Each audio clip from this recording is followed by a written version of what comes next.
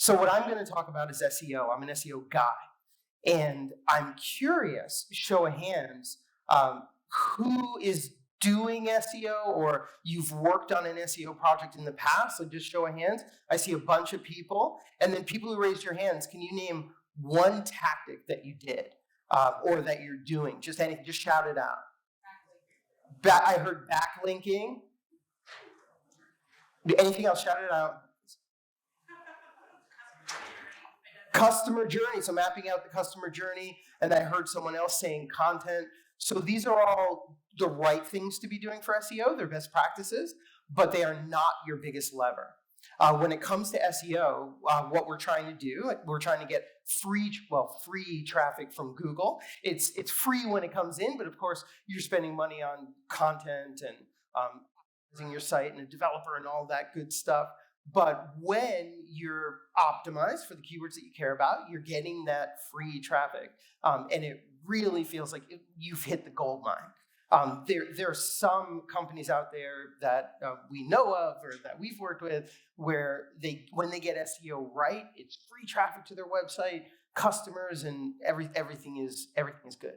So when we're talking about SEO, what we're really talking about is optimizing for Google, because we all know that Google is the game in town, the only game, well, not the only, but the game in town when it comes to organic traffic. But Google's getting more competitive, and their algorithm is changing because they've introduced AI. So we as marketers need to figure out, like, how are we going to change our strategies to keep up? And the way that I think about it is really to understand what we should be doing for SEO. We need to think about where Google has come from and where they're going, because we want to skate to where the puck is going. So I'm in a hockey town, right? Yeah? All right. I'm from Boston. We root for the Bruins, but I'm not going to say that out loud because I want to make it out of here. But so we want to skate to where the puck is going with SEO. And I'm going to grab the clicker, which is going to work. Watch like magic. Ooh, yeah. Ooh, that's the magic. So when the founders of Google created the first version of their search engine, they were in grad school. And because they were in grad school, they were keenly aware of how academic scholars are evaluated. So if you're an academic scholar, you're evaluated in part based on the papers that you publish, but even more importantly, how many other scholars out there are referencing your papers. So if a scholar references your papers, they'll put it like in the references at the end of their paper. But if they reference one of your paper, that means your paper was influential. It helped inform the work that scholar was doing.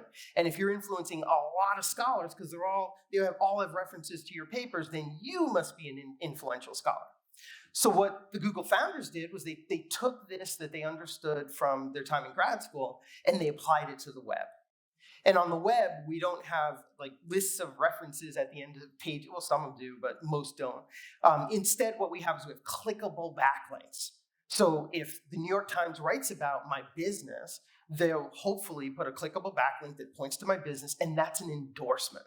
That's an endorsement of my business. My business is, for whatever reason, noteworthy and earned that link from an authoritative publication.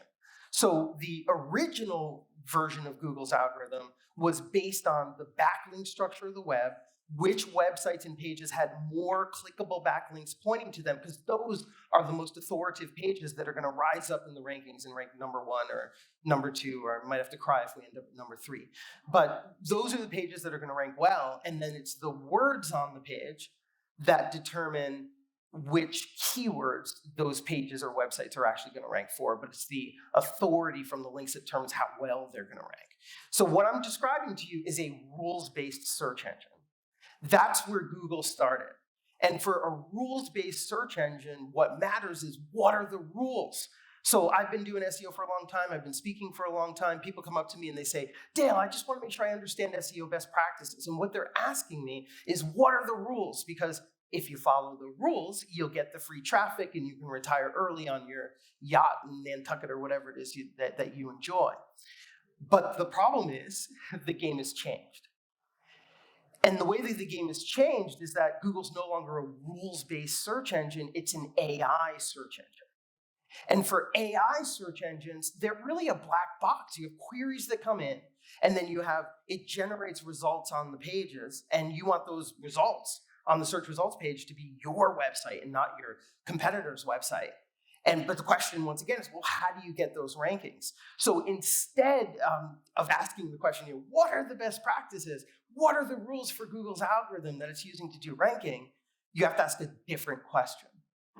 And that question is, how is the AI trained? And if you understand how the AI is trained, you understand how to build content and optimize websites so that Google's AI will select your content and not your competitor's content. So what Google's using AI for is to crawl the web, so which websites to crawl, how often, which pages.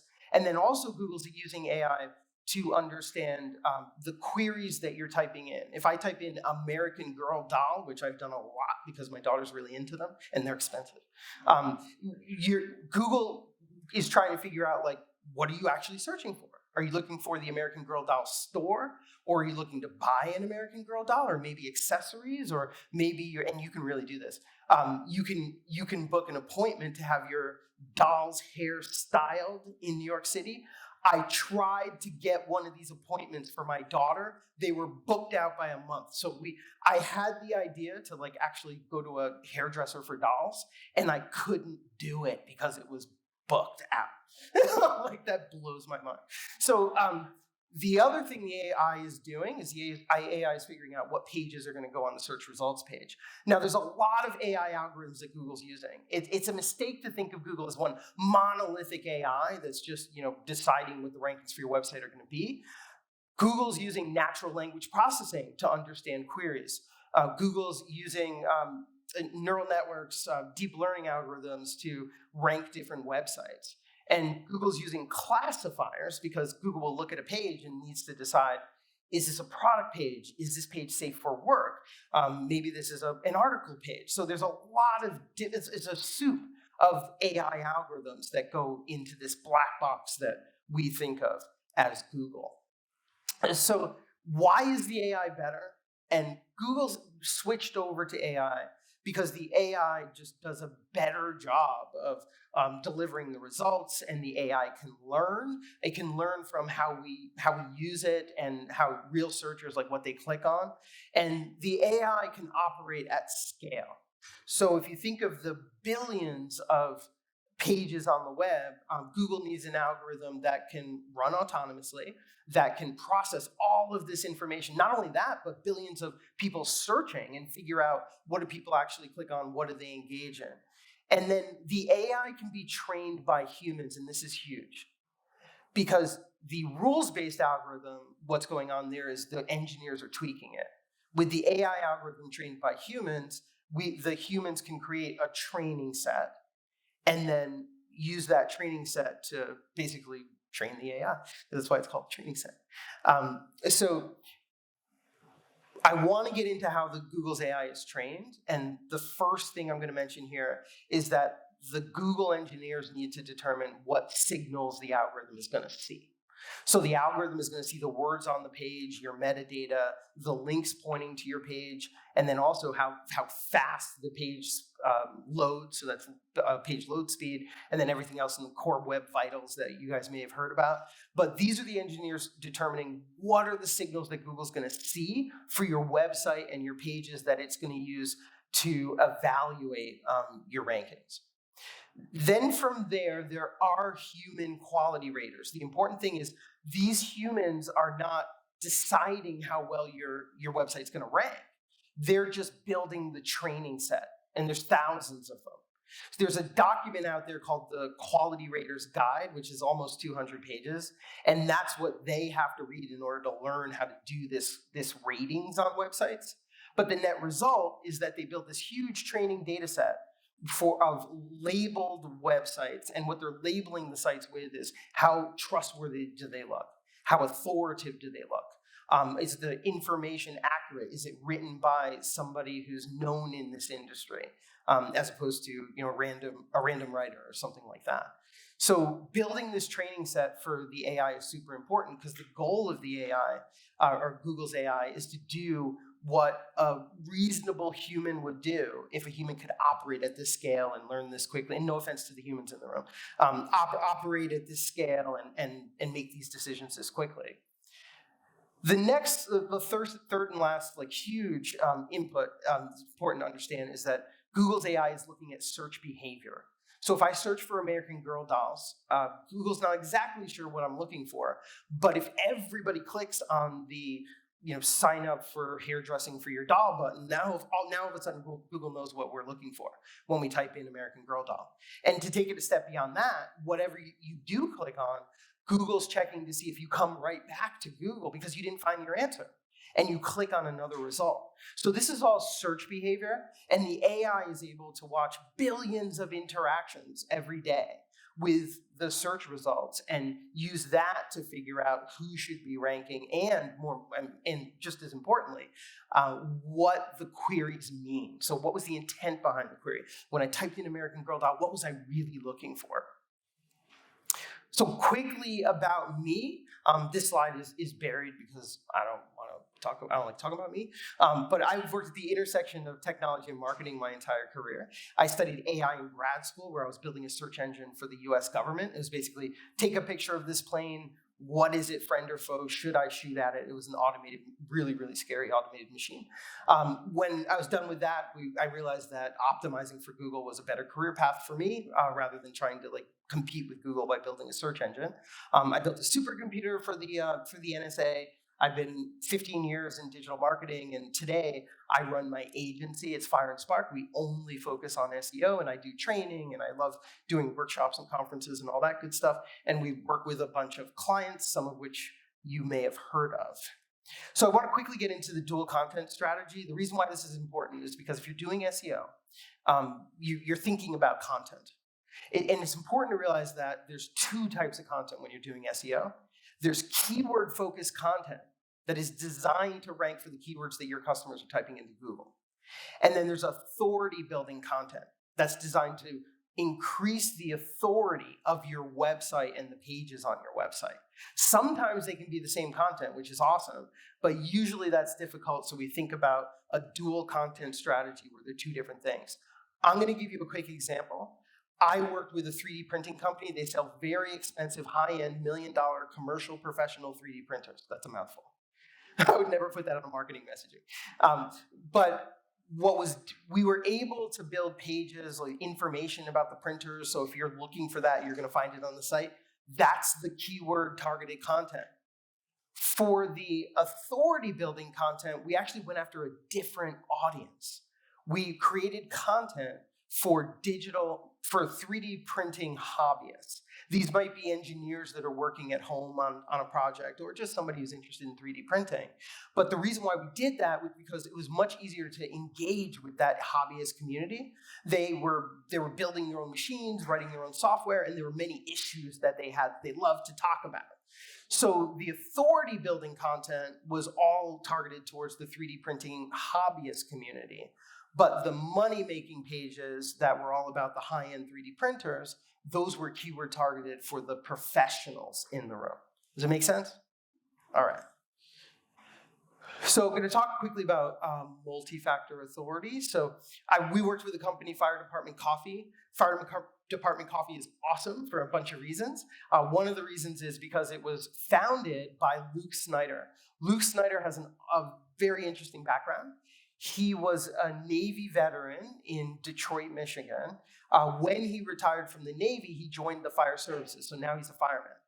While he was working full-time as a fireman, he started brewing coffee. And he sold it to other folks that he knew in the fire services, and he gave away all the profits. He gave away the profits to a camp for burn victims, and these are burn victims from the fire services. So what he was able to do was to build this coffee brand to $10 million a year, all while working full-time as a firefighter. And the way he did it was, first of all, it's a brand that gives back. So he's got a wonderful story. He's got a story of his military service, how he transitioned to civilian life in the fire department, and then also how he built this company. So instead of putting his marketing budget towards traditional marketing, you might tell him to do advertising or PR or all of that stuff. He put his marketing towards telling his story. And not only that, he targeted his audience. And his audience primarily is people who are in the fire services, so organizations and influencers, but then also anybody who's like a first responder. And what they were able to do was they were able to build a brand that was generating momentum. And when I say that, I'm talking very high level. What does Google see? Google sees a brand that's building momentum with a community online. In his case, it was the fire services first responder community, but even though that's a relatively small community, just like the 3D printing hobbyist was a relatively small community, that's what Google needs to see. The signals that Google is seeing is things like engagement, links pointing to the site, mentions where influencers and organizations are mentioning his brand, content partnerships and collaborations that are going up, third-party endorsements, and then reviews of the brand. So this is what Google's seeing more on a technical level, a low level. But at a high level, what Google's AI is trying to do is to look for these things for all the different brands and pages that are online and identify the ones that are building an audience, the ones that are building momentum online. So instead of thinking about the bottom-up strategy, like how do I generate links, how do I improve my bounce rates, think about the top-level strategy of what's my marketing plan, what's my marketing strategy going to be that's aligned with our branding, and how's the PR and content generation and the technical SEO that we're doing going to fit into that. So when I interviewed the CMO of Fire Department Coffee, I asked him about SEO, like why did they do so well? Because they're ranking really well for some awesome keywords in their space. And he said, Dale, it was the connection with our community that was definitely key to our SEO success. That blows my mind as an SEO guy, because you would expect them to say, it's the SEO tool that we paid for, because there's companies out there who want to sell you guys SEO software. Or you would expect them to say they chased the core web vitals and optimized the heck out of to every technical aspect of their site. And they didn't do that. They focused on building a community around their founder's story, and that's how they built their SEO. So Google's AI is tuned to find brands that resonate with online consumers. So let's start there when it comes to SEO campaigns. The company you keep also matters. We did a project for a healthcare company, and we wanted to make sure that Google could see that they're associated with insurance companies, doctors with letters after their names, other organizations that are influential in the space, because Google needs to see that you have those affiliations in order for you to rise up in the rankings. So the way we do that could be things like content partnerships with those influential individuals and organizations, trade groups, event collaborations, website trust factors, affiliations, or like one thing we'll do is hire a writer that has letters after their name and then use that and make sure we're talking about the school they went to and all of those affiliations. But Google wants to see that. So when you're crafting SEO strategy, I think of it in terms of purpose-driven SEO. Because one of the easiest ways to do what I'm talking about is to think about your brand, the brand that you're trying to promote, and come up with a purpose for your marketing that's aligned with that brand. It's an old school technique for marketing, but we haven't thought about it in the context of SEO. If you can come up with that type of branding and a purpose for your branding, it's going to help you with all of your marketing, but it especially helps you for your SEO. It could be mission driven. This is kind of like, ending homelessness or feeding the children or something in your space that is similar. But it could be product driven. So we worked with a company that sells wool, and they're very opinionated about how sheep are treated and how the wool is harvested. It could be story driven, and I gave you the example of Fire Department Coffee, how he has an amazing story, and we were able to get promotion and amplification from influencers and organizations that were like-minded in his space, and that's what we needed in order to drive Fire Department Coffee. Here's an example of mission-driven. This isn't, feeding hungry children. Nothing against feeding hungry children, but this company, iFixit.com, they're an e-commerce site, and this is exactly the type of e-commerce site that I would build if I had 5 minutes to rub together, or 5 minutes to do something like that. Half of the site is products that you can buy, like kits and documentation to fix your electronics at home. And the other half of their website is advocacy on behalf of an issue that they care about, which is the right to repair. The right to repair means that companies like Apple, they need to release enough information about their hardware and software that you can fix it at home if you have the ability, or you can take it to an independent repair shop. They've been able to get a lot of traction with the content that they've written for advocacy. And what does Google see?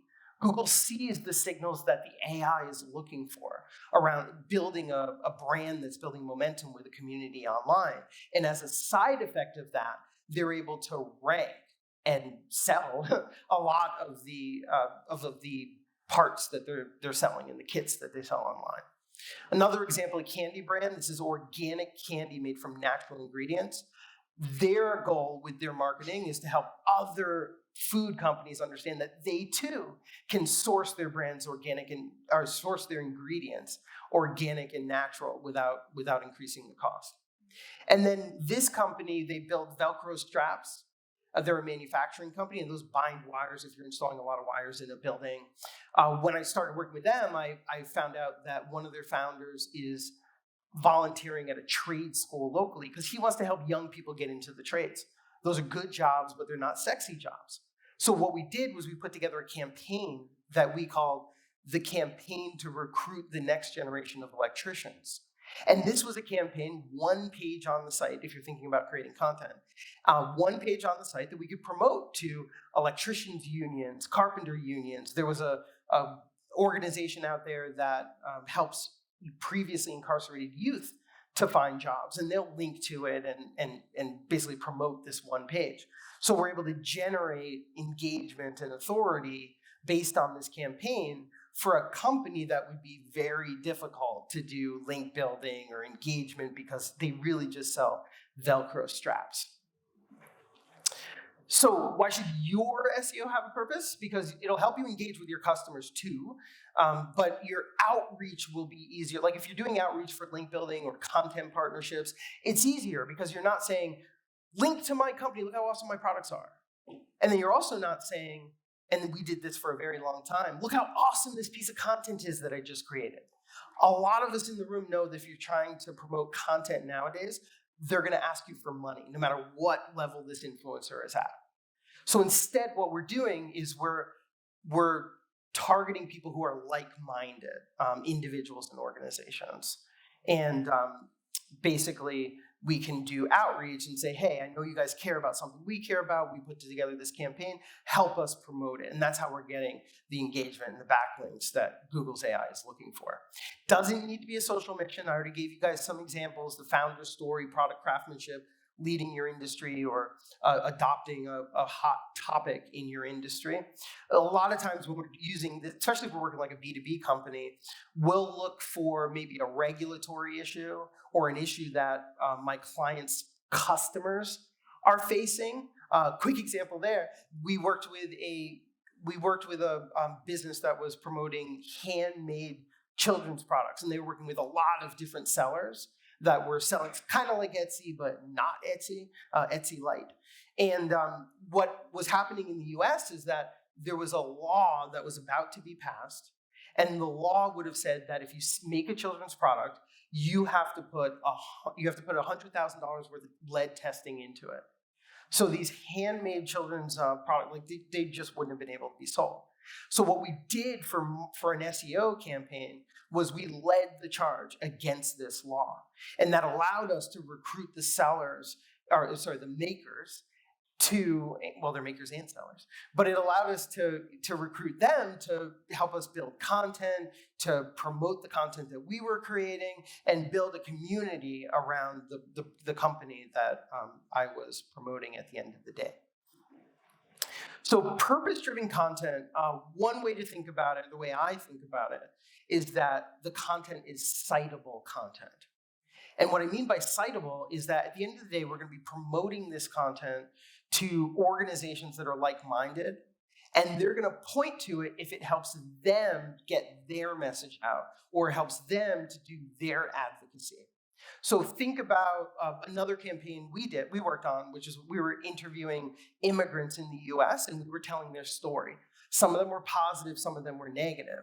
But what that allowed us to do is to reach out to advocacy groups that advocate on behalf of immigrants in the US, and they would point to this firsthand information, the interviews that we had put together. And because we had a number of interviews that we had built into our catalog, we could email them when we saw that they were working on a particular issue or a particular case, and tell them, well, we actually have an interview on this, somebody who went through the same thing that you guys can point to. And they'll point to it because it helps them do their advocacy. It helps them get their message across. Very different from creating content, trying to promote it, and having influencers send you, invoices in the mail. The reason why they're willing to do it is because they're like-minded. They believe in what we believe in. So purpose-driven content can be interviews, like I talked about. If you have any proprietary data that your company is creating, that's beautiful. If you can write it up in such a way that it's aligned with the purpose that you choose for your marketing and your SEO. Surveys work really well too, because that's firsthand data. And then anything you can do that's like an opinion paper or a policy article, like whatever it is that you're writing on your to get your point out there. So I've already talked about when you're doing outreach, when you're pitching your company, your content, your products or your services. What we like is the idea that you're pitching the purpose. You're not pitching your company. Those pitches fall flat nowadays, and you're also not pitching your content, as I've mentioned before. So when we're getting started with a purpose-driven SEO campaign, the first thing that we're doing is we're looking at the partners. So this really depends on the market that you're in. You might be in the medical space and you're looking at the Mayo Clinic or Dr. Oz or other influencers that are out there in the medical space, and we're trying to understand, like, what are they talking about? What message would we need to send to them that they would be willing to amplify? And then the next step is that we're choosing a mission or a purpose for our SEO that is aligned with our branding and our company's values. So it has to be authentic. Authenticity matters. The reason why authenticity matters is because this campaign is going to be associated with your brand. It doesn't need to be the driving force behind all the marketing that you do, but it will be the driving force behind your SEO at least. And you need to be able to stand by it and not shy away. So you need to make sure that it's authentic and it's aligned with your brand. Like the example I gave of the manufacturing company owner who was already volunteering at trade schools. It was something he cared about. It was 100% authentic for him. When we put together this campaign, he just happens to benefit from SEO. Then build the citable content. This is the content, like I talked about, interviews or content, or it could be a campaign page. You might be giving away a scholarship.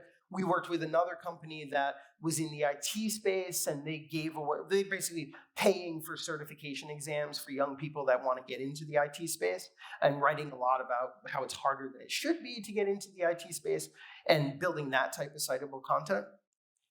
And then connect with like-minded individuals and organizations to basically get the word out about what you're doing, and when you're doing that, you're building the signals that Google's AI is looking for. Now, last slide here, this is what I'm referring to as the SEO flywheel. So when you're taking this approach to your SEO, what you're going to end up with is you're building citable content, as I've talked about. And because you're building the right type of citable content to build your authority with Google, you can't help but have it be easier to connect with like-minded individuals and organizations, for whom the purpose that you've chosen resonates.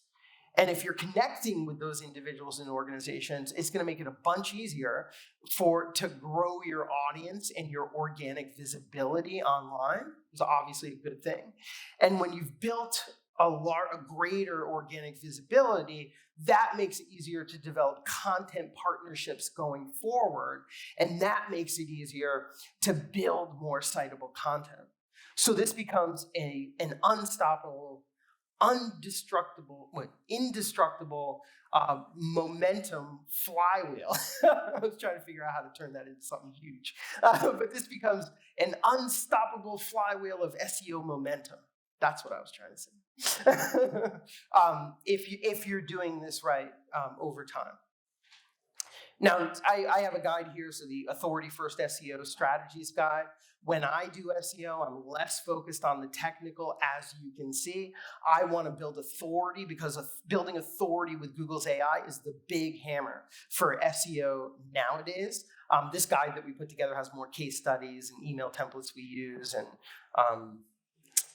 software we use and information about all of that. So once again, my name is Dale Bertrand. My direct contact information is up here. Feel free to reach out if you have SEO questions. I love talking about SEO. And I do training if anybody's organization is interested in up-to-date, modern 2022 training around SEO best practices and how they've changed for Google's AI. So thank you for hearing me out.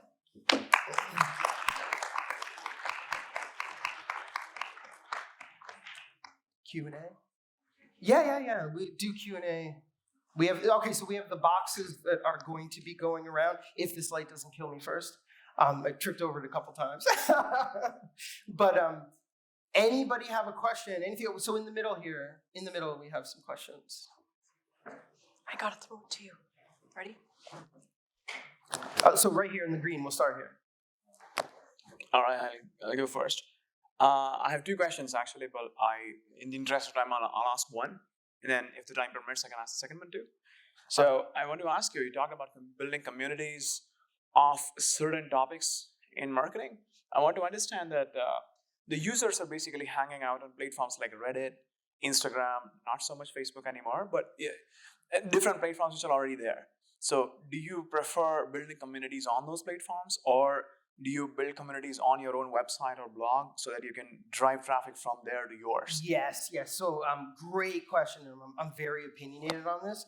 So what he's asking about is if you're building a community around your brand such that Google's AI will notice and reward you with rankings and traffic, should you be building that community on another website like Reddit or Facebook or something like that?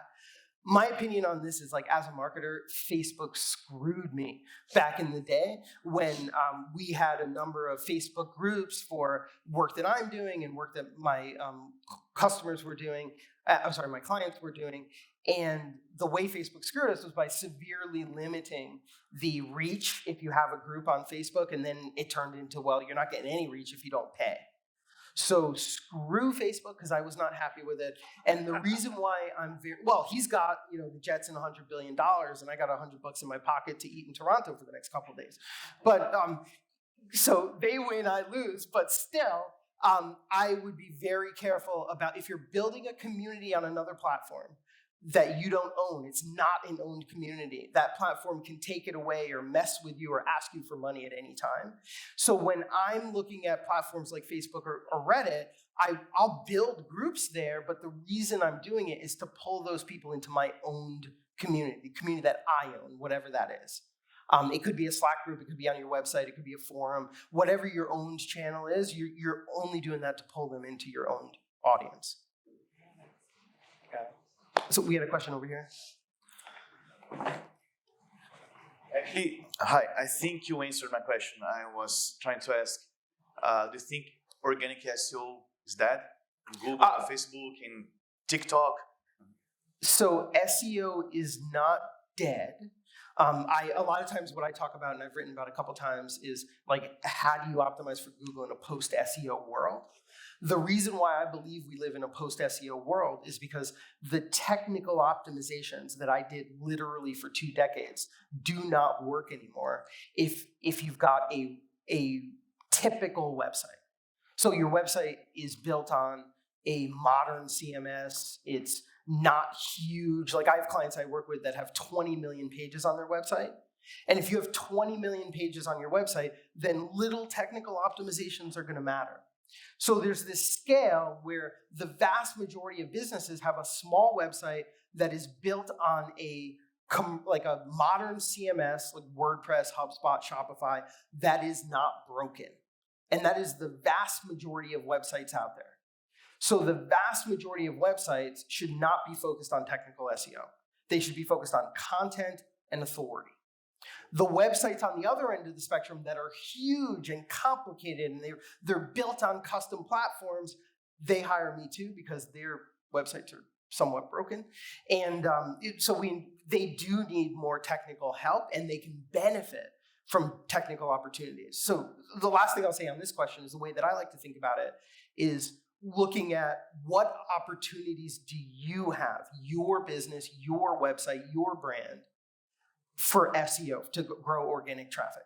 If you're the typical website, the opportunities you have, where you should be putting your resources is content and authority. If you're like 20 million pages, and there's this whole spectrum, right?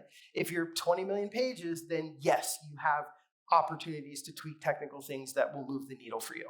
But you should still be focused on content and authority. And then there's whole gradient in the middle. Back here. And do we have a box for him? All right. I should be throwing them from the scene. Lots of great ideas as far as improving SEO. What are some of the things that we can avoid to cause our ranking to fall? What are some of the things that will cause us to drop in rankings? Yeah, I mean, there's a bunch of things. I think I should just tell you, like, people call me when S hits the fan. Recently, what I've seen is one of our clients, there was a developer that changed something that broke their website so that Google couldn't crawl, couldn't index their content. So it is possible that you make a technical snafu on your site, and I see that a bunch. The other thing is that Google's constantly updating their algorithm, and today I talked about how they're doing that by retraining their algorithm for the most part nowadays. And it is like we do see like changes in Google's algorithm that tank people's content, but for the most part, that is sites that already had a problem. Like they were getting authority, but they paid for their links or something like that. And then I'm trying to think of one more off the top of my head that we dealt with recently that caused traffic to drop. It really, like what I could think of is going after the wrong keywords. So like we had a company that was getting a whole bunch of traffic, but it wasn't converting. And then they switched over to targeting the right keywords, and now traffic drops, but it's the right keywords. So it's more likely to convert. So it's not actually a bad thing. But we have companies come to us. A tutoring company from Australia came to us last week where they had that exact problem. And I had to very gently show them that all that traffic they lost was worthless in the first place. Back here. So, how much it can cause on the SEO when we are thinking for website restructuring? So, I want to make sure I understand the question. How much what? When we are saying we are restructuring our live website, how much it could impact on the SEO? Oh, I see. I think you're talking about the humans that are building the training data. No, it's like restructuring the whole website. Like, Yeah. So does the question have to do with whether restructuring your site could help with SEO? Yeah. Yes. So it depends. So it really, like the way that I look at it is what is your opportunity? Everybody in this room is at a different company, different website, different market, different customers, different situation. So the way I think about it is what is your opportunity for SEO? And another example, this week I talked to a company that's helping consumers find better prices for furniture online. And for them, the opportunity that I got excited about was to restructure their website. And the reason why was because right now, if you look at their site, the only thing they have is product pages. They don't have collection pages, category pages, non-branded FAQ, some articles, comparison articles, like more types of content. So that was a case where when I met them and I did some research into looking at their website, I decided that the first thing they should do is restructure their website so that they could create new types of content on their website. But it comes down to content and authority at the end of the day. If you meet me during lunch, I say, hi, Dale. I'll say content and authority. Like, I'm the content and authority guy. So, but I don't mind that. Yeah, right here. Oh, can you hear me all right? Yes.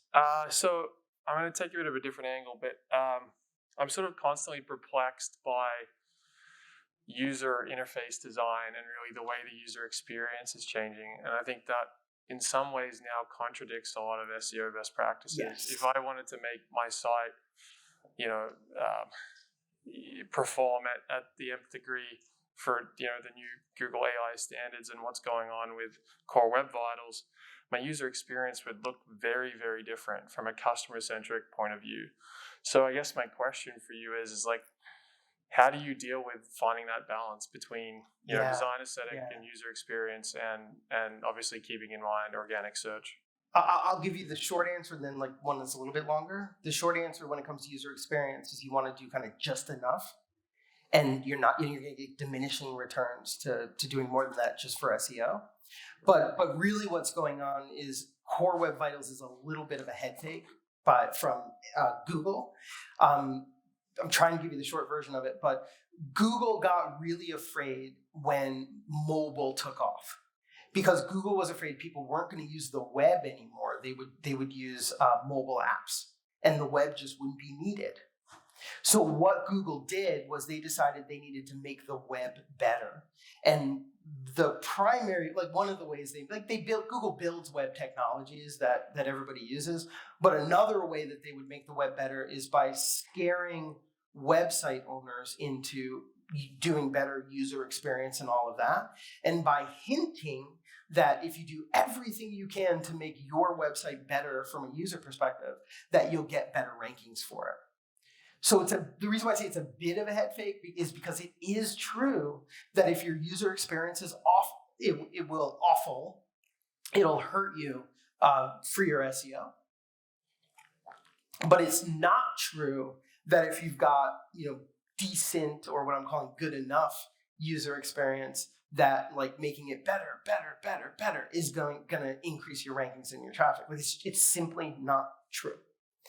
There are SEO agencies that would love for you to believe that so that you can pay them thousands of dollars to focus on Web Core Vitals, but it never made sense in the first place. We remember I'm remembering this is a hockey town. We need to skate to where the puck is going.